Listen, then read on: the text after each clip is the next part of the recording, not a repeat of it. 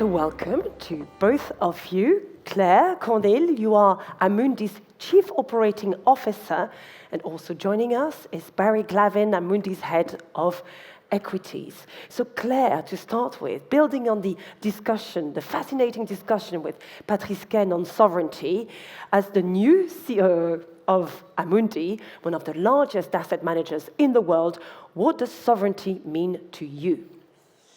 So Charlotte, first, let me say it's wonderful to be here today with all of you. Let me give you some context. We have talked a lot during this forum about strategic autonomy, about sovereignty. And indeed, digital sovereignty is becoming a key strategic topic because we are operating in a world that is more and more uncertain, first, and also because Europe is very dependent on a few external tech giants. So what does sovereignty mean for Amundi? Our operational platform is built on three core principles: control, resilience, and freedom. Let me explain. First, control. Sovereignty means controlling your data and the data of your clients, where your data is stored, either locally or in the cloud, and who can access it affects sovereignty. Second point, resilience. I said that we need to control our data, but we also need to protect them. And cybersecurity is crucial, especially as AI is changing security risk. And last point, freedom. Freedom does not mean that you must produce everything yourself. It means that you must avoid to be dependent on single providers. So to conclude, for me, sovereignty means controlling your IT infrastructure first, carefully protecting your proprietary data, and last point, preserving your strategic autonomy through open architecture. Which is the perfect segue for my next question to you, because at Amundi, you have developed your own proprietary AI. Yeah, true. We have our own platform. It is called Alto AI Studio. It has the specificity to be LLM agnostic, meaning that it works with several large language models, and we continuously review and enlarge the models we use. So with Alto Studio, we can move fast while staying in control, which is very important for us. Absolutely. Barry, now we've heard how AI and technology are key components of strategic autonomy. From an investor perspective, how would you describe the landscape? Well, I think the cliche during the rounds in markets at the moment is that the US innovates, China replicates, and Europe regulates. But as with most cliches, I think this is a little simplistic. So, it is true that the US has led and dominated in the financing and build-out of data centers, with the hyperscalers leading the charge. And it also leads in AI modeling. But neither of these two categories is where the profitability sits today.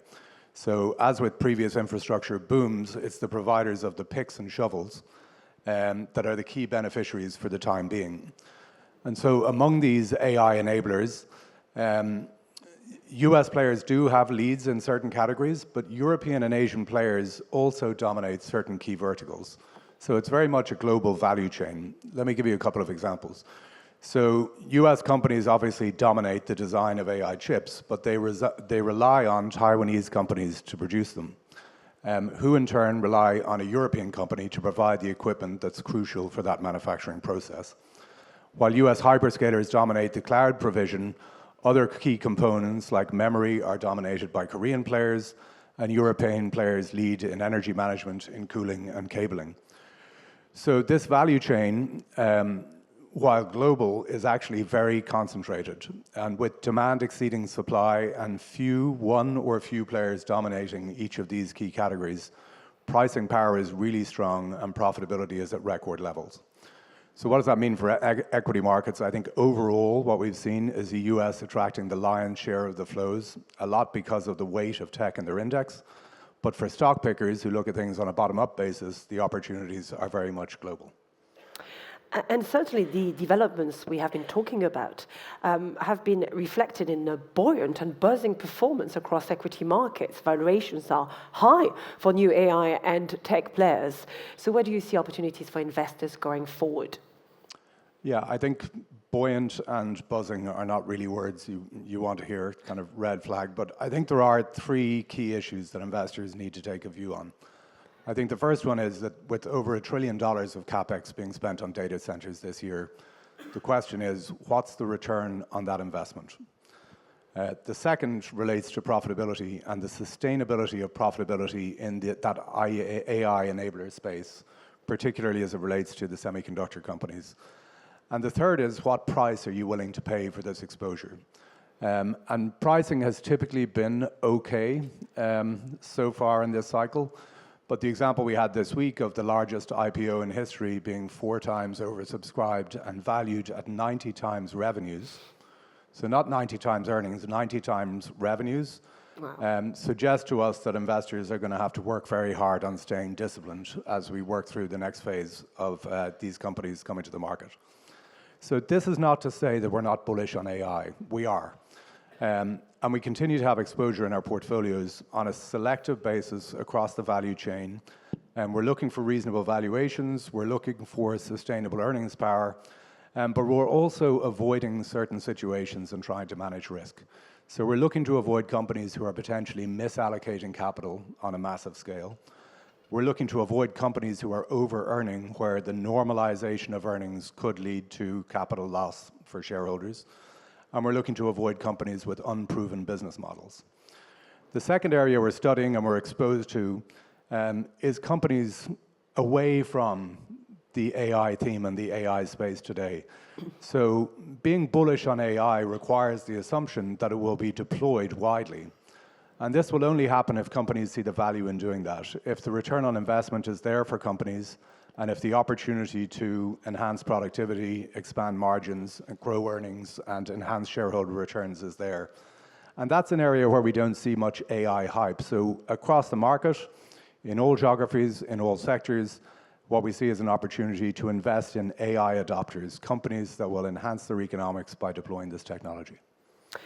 Thank you, Barry. Claire, Barry has spoken of Amundi's, I think the best way to describe it is bullish but measured on AI. So more globally, could you maybe give us your views on the role AI can play in sovereignty?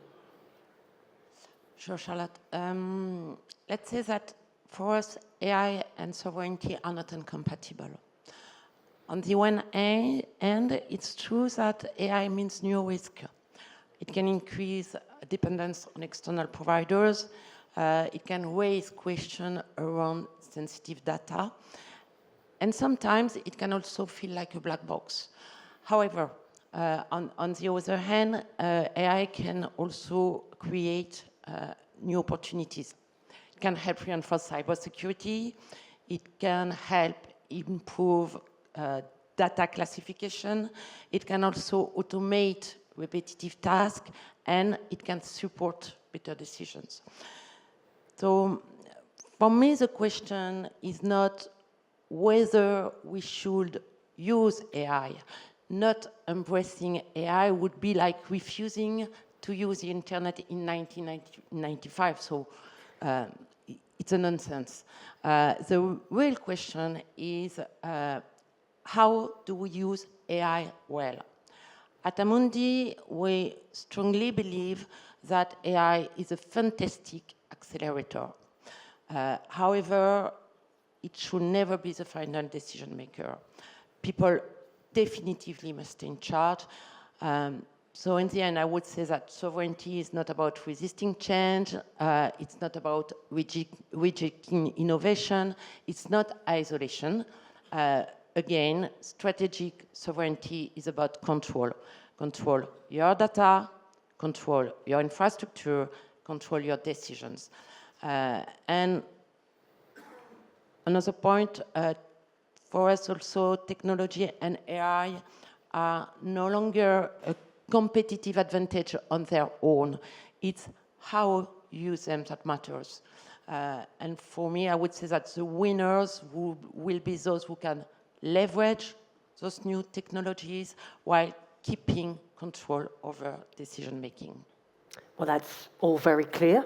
Thank you so very much to both of you, Barry and Claire, for sharing your convictions with us here today. Thank you. A round of applause, please, for our Amundi experts.